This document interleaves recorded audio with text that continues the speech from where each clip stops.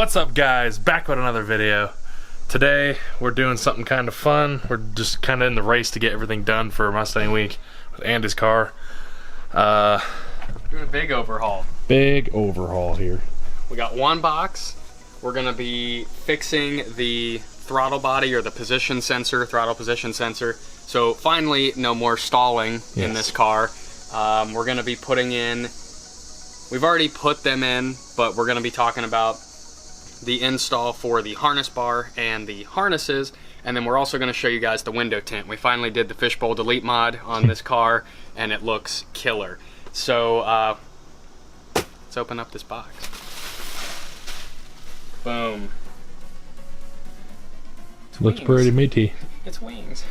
So we got the RTR rear diffuser. This only fits the premium cars. It's a little bit pricey considering other things on the market. I know CJ Pony Parts has one that's a little bit cheaper, that's might be a little bit more aggressive, but it has like a insert or like a mesh style. It's the same material as this, but it looks like mesh that covers up the reverse light.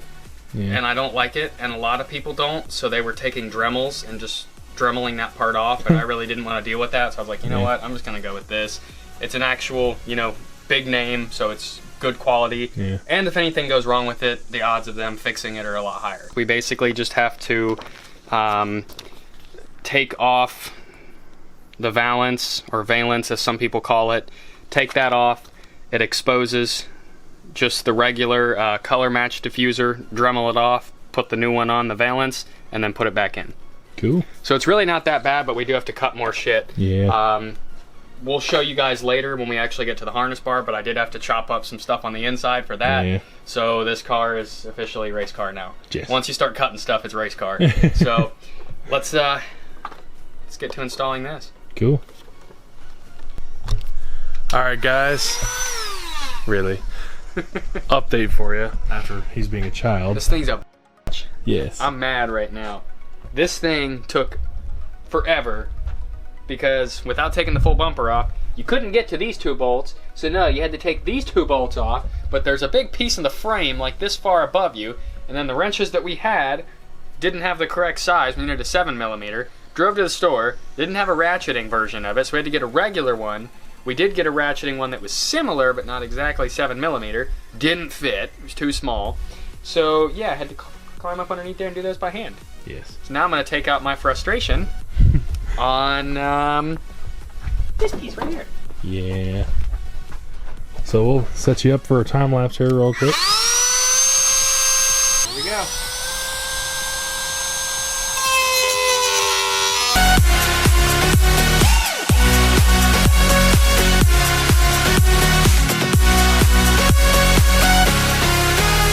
All right. We're hooking up the diffuser part, right, to the valance? Yep. This thing's a pain in the ass. There it goes. There it goes. All those little clips, right? Yep, there's a bunch of little clips on each side, and you gotta kind of get them all in, and then you gotta push them in, but you gotta make sure that all of them are lined up before you do that, and it's kind of a pain in the ass because it wants to go somewhere else. Yeah. So that's pretty simple then. So all we gotta do is put that whole thing back in there after we install that reverse light back on, and should be looking brand new again. It looks a little weird like this. It's just the tips hanging out. By the way, if you guys are gonna do this, you can pretty much use anything, but even though I'm not sponsored by Milwaukee, I'm gonna promote Milwaukee because I love Milwaukee. So rotary tool or Dremel makes this a hell of a lot easier. It also makes it very dirty. I'm covered in all these little hot pieces of plastic, and it kind of sucks, but get you one.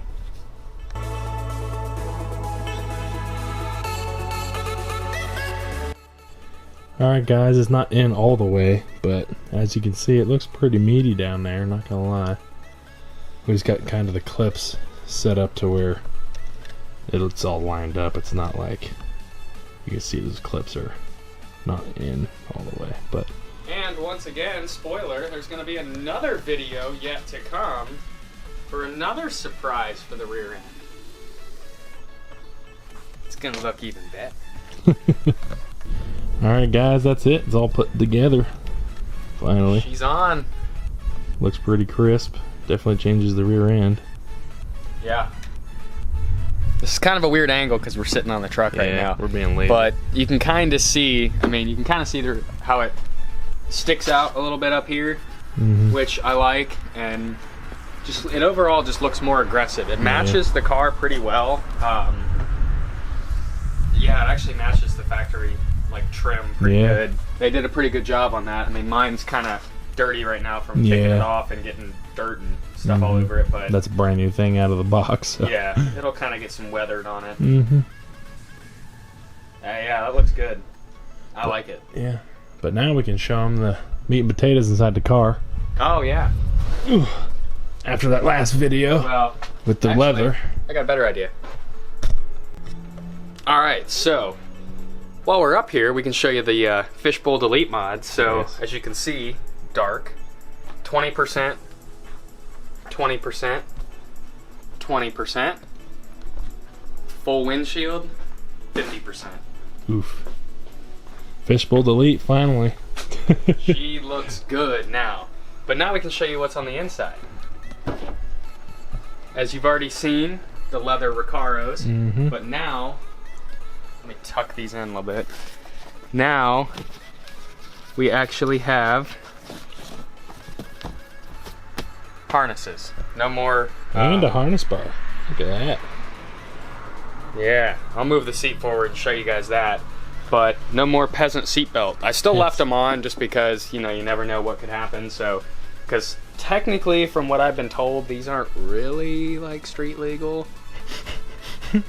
So, I'm just gonna leave that in there just in case. Yeah. But I'm gonna show you. So, for the harness bar, you know what? It might be easier if I just kind of slap myself in here. Okay, so now you guys are in the car with me. So, say hi to Nick. Hello. Hi. So, in order for this harness bar to go in, you have to undo the seatbelt bracket, and there's a bracket that goes underneath that. Harness bar attaches to that, all right? But down here, where the seatbelt tensioner is, you have to trim using the Dremel. You actually have to cut off part of the actual like plastic trim right here, and then you put the bracket on there, and then that's when you can wrap your harnesses around, put your harnesses on, and I put the harnesses down to the chassis underneath the seat bolts, and on that side for the lap belt I put it on the bolt going into the seatbelt tensioner. So I think I need to actually take this little nut over here and extend it and kind of tilt this harness bar back a little bit more to give the harnesses a little bit more elevation, because these Recaros are obviously really tall, so these little holes where the harnesses go through are really high up. So if you put this seat back, you can see that's a pretty steep angle, and I think technically you want them to be like at a 45-degree angle. So they're a little on the steep side, but I really don't know if I'm going to be able to get this up much higher, being safe with it. So we're going to kind of see about that. So yeah, we're just going to kind of go from there, but I did put some other stickers up there. You can kind of see that Ford Performance in between the clusters. Another Ford Performance down there. I don't know if you can see it through the shifter, but it's right there covering up the shaker audio. And then of course we got the Whipple right back here in the middle, because everybody loves Whipple, right? Alright guys, now we're going to pop the hood and finally fix the stalling issue. We found out it's not a tuning issue. It is actually a throttle body issue. And we don't 100% know what we're doing just yet, but we have some directions. So we don't want to bore you with TPS issue. Whatever, same shit. We're going to get fixing on this and we'll let you know with an update here in a second. Alright guys, well that didn't work out. Nope. Tell them about how it got progressively worse. As you can see, I got a big old bleedy scratch here and there, and now I'm all dirty thanks to Andy's car. I gotta show him my scar. Yeah, that was from yesterday, but your car actually didn't fight us all that much with that. But no, but the diff did. But we thought it was the throttle position sensor inside the actual throttle body. Apparently it's a typical thing you got to adjust.